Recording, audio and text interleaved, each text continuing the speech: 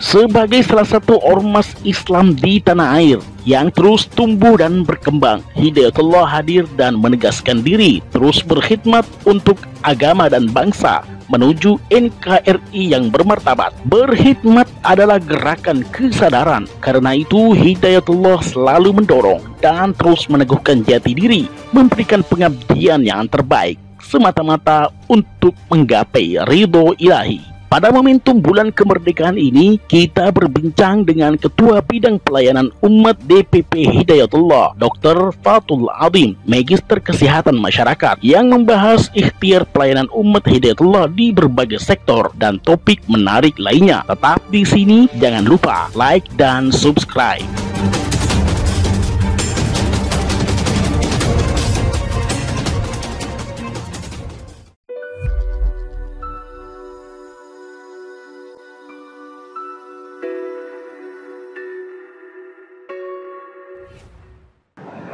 Assalamualaikum warahmatullahi wabarakatuh.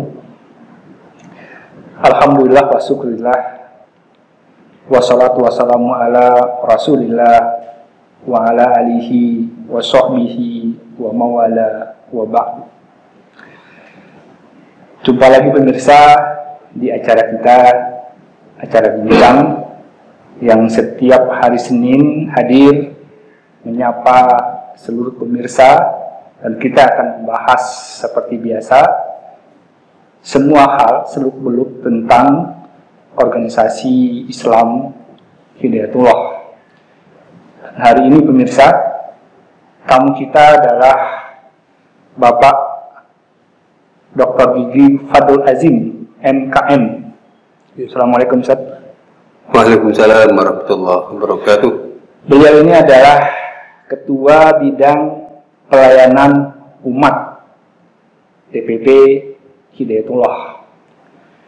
Kita tahu pemirsa bahwa Hidayatullah adalah sebuah organisasi Islam yang mainstream gerakannya adalah pendidikan atau tarbiyah dan dakwah sosial. Dan saat ini Hidayatullah telah banyak berkomitmen dalam hal pelayanan kepada umat. Ini menarik karena apa saja yang telah diberikan atau disajikan oleh Hidayatullah kepada umat, dan apa saja yang umat bisa mengakses atau mungkin meminta bantuan kepada Hidayatullah atas semua fasilitas-fasilitas yang diberikan oleh organisasi ini. Karena itulah pemirsa, bincang kali ini menarik, kita simak. Baik, kita mulai saja pemirsa. Apa saja program yang disajikan atau diberikan oleh bidang pelayanan umat untuk masyarakat? Silakan. Ya, terima kasih kepada Pak Maladi yang memberi kesempatan kepada kami untuk menjelaskan ya kepada umat apa sih peran Hidayatullah khususnya dalam pelayanan umat ya kepada umat Islam di Indonesia bahkan dunia, dan juga banyak lembaga yang memfasilitasi agar masyarakat itu bisa terlayani oleh layanan yang diberikan oleh Hidayatullah, baik itu di bidang kesehatan, baik itu di bidang pendidikan, di bidang sosial juga, bahkan di bidang dakwah itu insya Allah semuanya ada bidang pelayanan umat. Dan menariknya adalah agar kita ini supaya profesional dalam pengolahan, maka kita membuat lembaga-lembaga itu supaya pekerjaannya ini bisa profesional, long term, dan terus ada peningkatan dalam memberi pelayanan kepada umat gitu. Lembaga-lembaga ini berarti nirlaba ya, tidak mengambil keuntungan dari ini. Kalau di bawah pelayanan umat, ya jelas nirlaba. Ya hampir semua lembaga di bawah Hidayatullah itu apa ya, lembaga sosial ya, keumatan. Contohnya kalau bidang kesehatan ini kita punya lembaga namanya IMS, Islamic Medical Service. Ini luar biasa, ini peran daripada teman-teman untuk berkiprah di bidang kesehatan ini. Ya, kalau bicara masalah emergensi, kalau ada kebencanaan, insya Allah IMS selalu hadir. Apalagi kalau di Jabodetabek, wah itu insya Allah kita ini bisa apa ya, begitu ada bencana, IMS sebagai lembaga kemanusiaan kesehatan pasti hadir. Termasuk ketika COVID ini ya? Ya itu otomatis lah. Otomatis ya? Itu karena itu sudah panggilan ya. Ya. Sekarang ini kan dalam kondisi pandemi ya. Sejak awal kita ini apa namanya berperan ya. Ada di yang sederhana, kayak kita memberikan hand sanitizer, kemudian kita penyuluhan, terus kita juga memberikan apa ADP, terus juga memberikan gizi kepada para dokter, perawat, itu insya Allah. Dan sekarang ini juga melayani ini rapid test juga, ya, insya Allah. Jadi itu hanya bidang kesehatan saja, IMS ya, belum lagi bakti sosial. Itu insya Allah IMS itu rutin ya ke daerah minus, daerah pinggiran ya. Bahkan kita juga melayani ini apa namanya khitanan massal ya. Alhamdulillah khitanan massal ini kita sudah sampai ke pelosok-pelosok pedalaman, itu sudah. Bahkan kalau di Mentawai itu sudah bukan sekitar 100-200 ya yang kita khitan, sudah 700-800 orang itu kalau di Mentawai. Belum lagi di pelosok Kalimantan, belum lagi di pelosok Ternate dan sebagainya. Itu.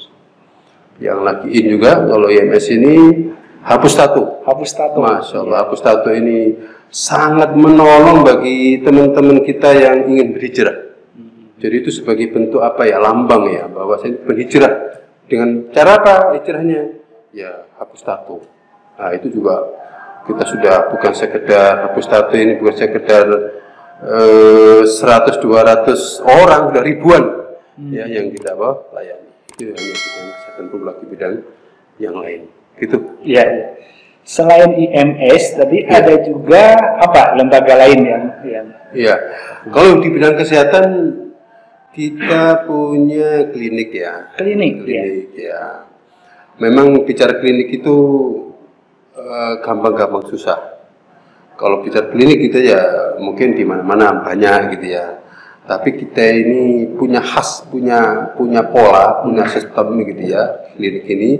Dan insya Allah klinik yang kita bangun nanti itu dengan mudahnya nanti bisa dituri oleh teman-teman di daerah-daerah lain ya. Karena harus kita akui bahwa amal usaha bidang kesehatan ini bagi Hidayatullah itu agak apa ya, agak berat gitu ya, karena mungkin latar belakang santri ya, santri kemudian dakwah gitu, dai ya, begitu dialihkan untuk membuat amal usaha bidang kesehatan ini memang perlu edukasi yang cukup lama. Tapi ada dokter kan di sana kan?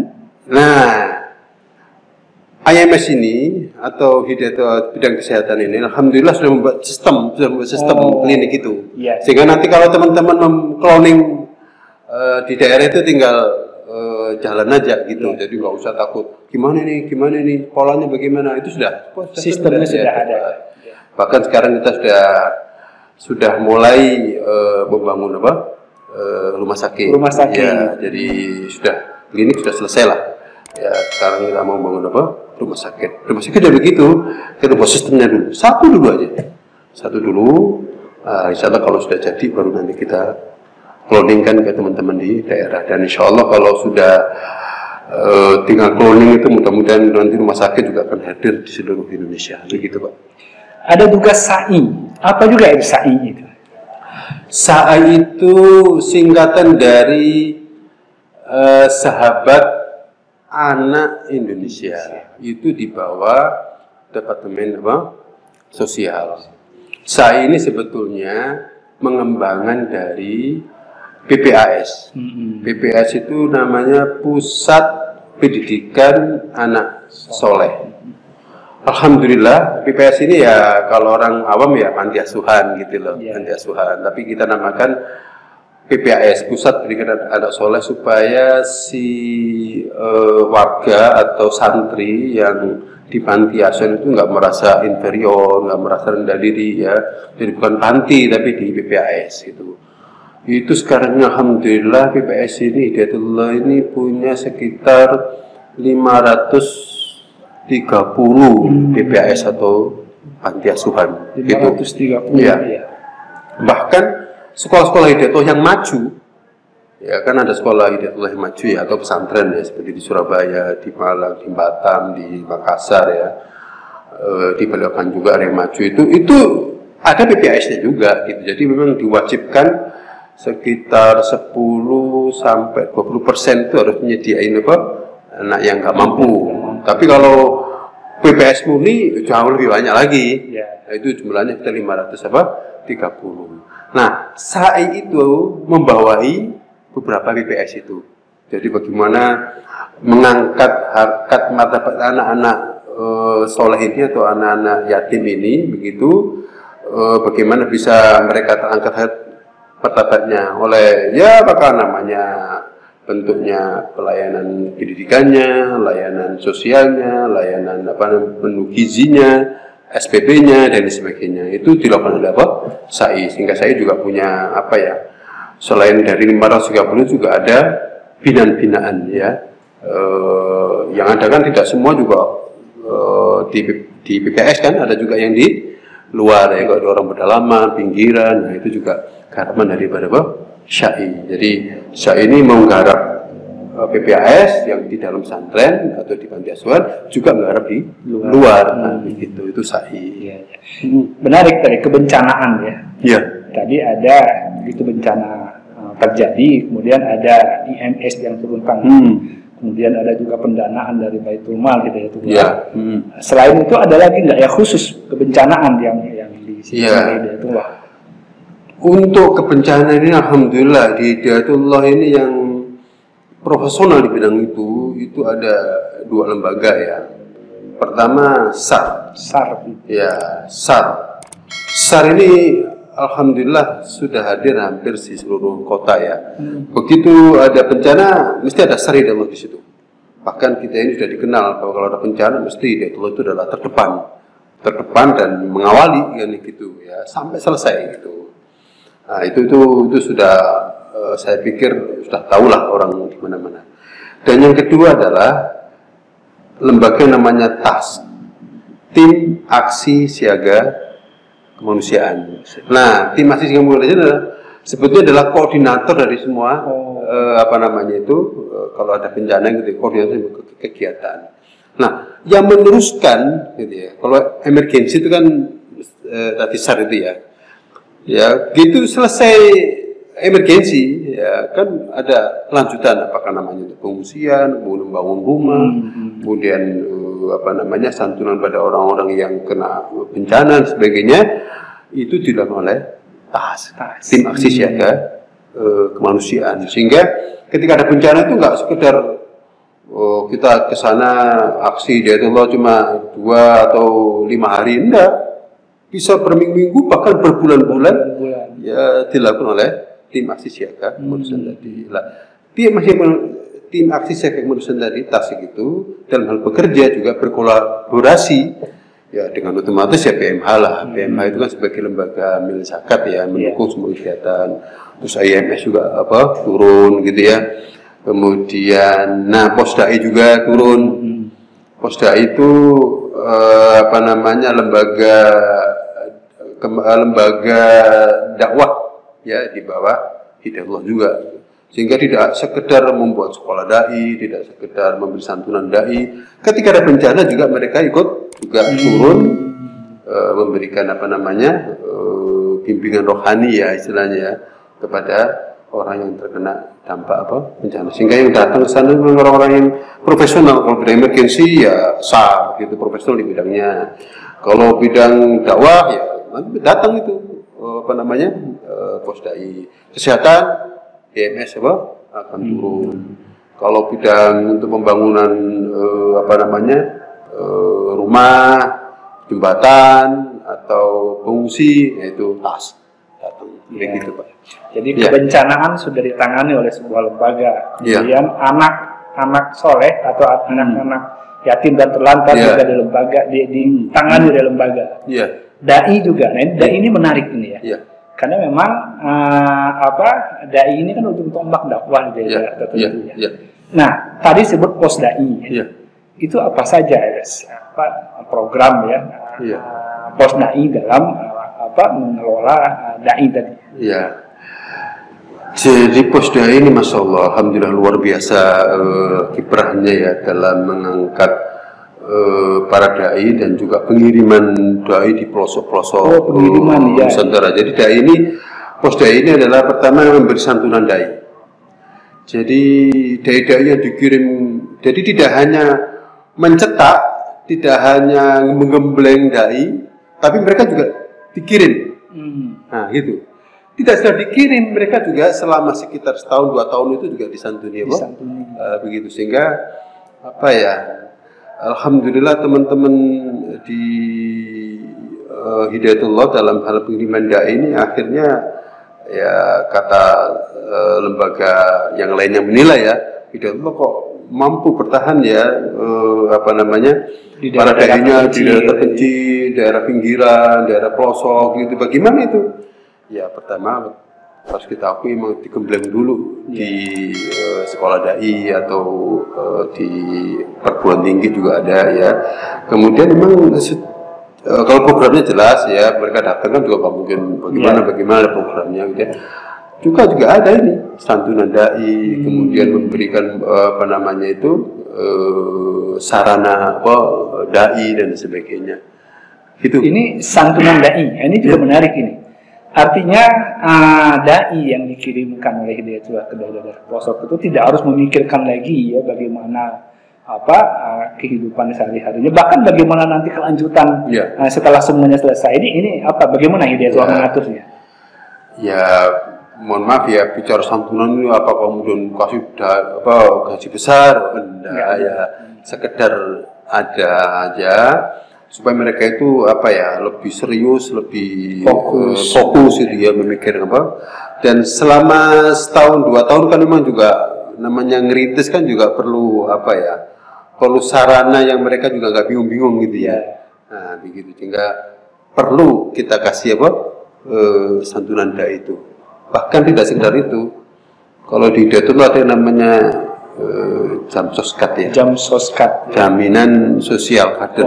Itu ada namanya santunan untuk para dai juga. Jadi dai-dai yang dikoskan ke daerah itu jangan khawatir terhadap pendidikan anak-anaknya atau putra-putranya. Sampai kita ini punya kelakar, kamu anaknya ini kepengen sekolah di mana? Mau di Batam, di Malang, di Surabaya, di Jakarta, kita fasilitasi. Gak usah pikir masalah pendanaan, asal dia memang ditugasin oleh lembaga sebagai seorang perintis dai, dan memang kesulitan. Dan kita tahulah kalau namanya tugas di pelosok daerah ya tahulah memang sulit ya. Makanya kita jamin pendidikan anak-anak mereka, asal dia mau, asal dia lulus.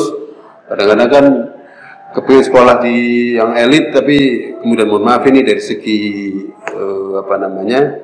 dites mungkin masih standarnya kurang ya berarti sekolah di tempat yang lain aja. Tapi kalau memang anaknya berprestasi, anaknya mampu, ya bisa aja di mana aja. Dan insya Allah masalah pembiayaan itu sudah kita atur semua. Dan ada beberapa mekanisme dan itu sudah tersistem di aturan di jam soskat ya. Makanya saya sebagai pengurus pusat ini ya jangan terlalu takut lah bagaimana masa depan anak saya ya, kemudian bagaimana pendidikan anak saya gitu ya. Insya Allah lah lembaga akan ikut memikirkan gitu. Itu komitmen ya kami. Jadi sekarang bagaimana kalau orang di luar Hidayatullah ingin ikut serta dalam semua program yang tadi diceritakan, seperti apa? Tergantung apa yang mau diinginkan ya. Kalau dia sudah di daerah sana kemudian ingin berkiprah ya langsung aja bergabung di lembaga itu gitu ya, apakah di DPD atau di DPC ya. Terus mungkin loh saya masih muda, kepingin belajar, kemudian saya kepingin digembleng, ya langsung aja daftar ke pos dai gitu, bahwa saya kepingin menjadi seorang dai gitu ya, dan tiap digembleng gitu, insya Allah kita terima. Asal memang ada beberapa persyaratan lah, biasanya bisa ngaji enggak gitu ya, kemudian komitmennya gitu, jangan sampai nanti setelah belajar dapat 2-3 hari udah lari. Ya namanya sekolah dai mesti ada gembling-gembling, di sekolah dai aja nggak lulus, apalagi nanti kalau sudah tugas daerah kan begitu. Begitu juga yang lebih lama lagi, long term, yang pendidikannya agak lama, itu ada sekolah tinggi Hidayatullah ya. Baik itu di Jakarta, baik itu di Surabaya, di Balikpapan, itu juga menyediakan bagi kader-kader yang ingin belajar dan kemudian setelah itu ingin ditugaskan menjadi seorang dai atau menjadi seorang guru nanti di berbagai daerah, bisa aja bergabung, dan kita dengan senang hati, karena bicara masalah jumlah itu masya Allah butuh berapa, ayo kita dengan senang hati untuk mari bergabung ke tempat kita, gitu Pak Mahladi. Baik pemirsa, demikian bincang kita dengan Bapak Fatul Azim. Satu hal yang menarik yang menjadi catatan saya, bahwa memang dakwah dan melayani umat itu memang tidak bisa bekerja sendirian. Kita perlu banyak bersinergi dengan pemerintah setempat, bersinergi dengan semua elemen masyarakat, dan dengan sinergi maka kita semua menjadi kuat. Baik, demikian pemirsa, tetap semangat dan tetap bersyukur. Billahi taufik wal hidayah. Wassalamualaikum warahmatullahi wabarakatuh. Waalaikumsalam.